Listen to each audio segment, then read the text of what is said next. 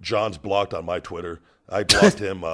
He is legit. I blocked him a long time. He's been a piece of shit to me from day one, and people like the guy. I was nothing but nice and respectful to him. And I know Alex Riley just came out and did. Yeah, that just came out today.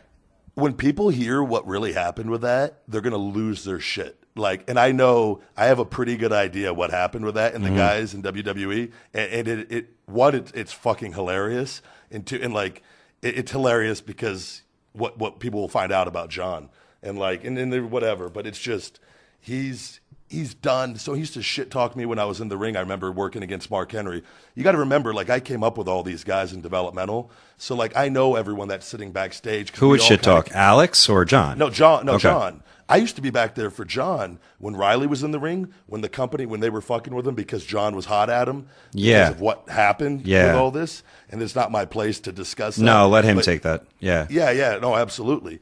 But John would sit back there and bury Riley in front of everybody for no reason. And Alex Riley is fucking money. He was money from day one. It's mind-blowing. You got a guy with the right look, the right attitude. You know, I know he wasn't... Bust his ass. He had awesome theme music. Worked his ass off, went out there and got a reaction from the people. Yep. Because of John Cena and people, I swear to fucking God, because of John Cena, his career is over in the WWE for no fucking reason outside of because of John and his personal issues. Yep. Unbelievable. And you said it too. I think this goes hand in hand because the dirt sheets picked this up, you know, about a conversation that you had with Hunter, basically saying that they don't plan on having any marquee names. And I think a lot of that comes from not that I'm a big fan of the way I really like SmackDown. I think it's a really great show. Raw, I really legit can't watch anymore. But the fact that there really is no full-time superstars or marquee names, and they got to rely on these quote part-time guys to come back and fill the void and give them all the top spots on pay-per-views and major shows. But do you think a lot of that has to do with the fact that Cena just had so much fucking control and power that it ultimately like affected business for so long?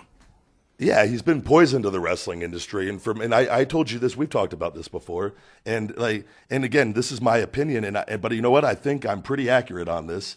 I think he did so much harm for so long to new talent to breaking out up there, and I have my experiences, and other talents up there have their experiences, that I think Hunter had to finally say, what the fuck do I need to do? And I think he just started, you know, with the NXT thing and bringing up these NXT guys and protecting the fuck out of them. Yeah. And there's so many guys now, John can't just fucking pick his battle with one guy because there's 9 other guys hot on, you know what I mean? Yeah. And he's been surpassed now. And if that is what Hunter is brilliant, if that's what he did to do that to fucking get rid of the Cena problem, because I've always said this, and I talked about when I did these interviews overseas on the evening with Ryback, and I talk about why, like, the people, John, I'm a big believer that you should go with who the hot ticket is. Yeah. That whoever the crowd is behind and they are showing the most interest in, you run with them. And your top guys constantly are kind of changing. And you can still protect those guys when they're not in that main slot still and keep them relevant until they fucking change up and start getting hot again, maybe doing something a little different. But everything gets stale over time. And I was talking to the crowd, and they stood up to a round of applause when I said, the reason why you guys boo Roman Reigns is because you're booing Vince and his ideas and what he believes in now, because he's out of touch. And the place stood up and erupted into a roar of applause. Really? But it's so simple. It's true, yeah. And but John, it comes from that, well, we got to just push one guy down your fucking throats. No, you push who the crowd is behind. Yeah. Like, and you look back, and I use this as example because I lived it, when 2012, when the undefeated streak with Ryback and going into the thing with Punk, hot on my heels with that, Daniel Bryan was picking up steam with the Yes stuff during all of this too, while I was in my main event run. Now just imagine we keep me babyface my main event run all the way to me and Cena at WrestleMania. I take the title off him. I'm bigger than ever now. And then you have fucking Daniel Bryan, who's hot on my heels, if not as hot, if not hotter. And then we eventually go to a baby where we let, pass it on to Dan. Like, there's some, but they don't do that. No, no way. That's why people boo them. And they don't give a shit, because whether he makes $300 million a year or $150 million a year, he'd rather make $150 million a year and say, fuck you guys, I can do what I want. This is my company. Yep. And that's why I left. because I respect that. That's your company. I'll go create my own world and my own empire and my own company, and I'll call the shots, and I'll be a little more realistic about it. So, and I'm willing to believe that you're not the only person that thinks this way. I'm willing to believe that multiple, if not the entire, like, it just makes the entire roster thinks this, and it makes total sense.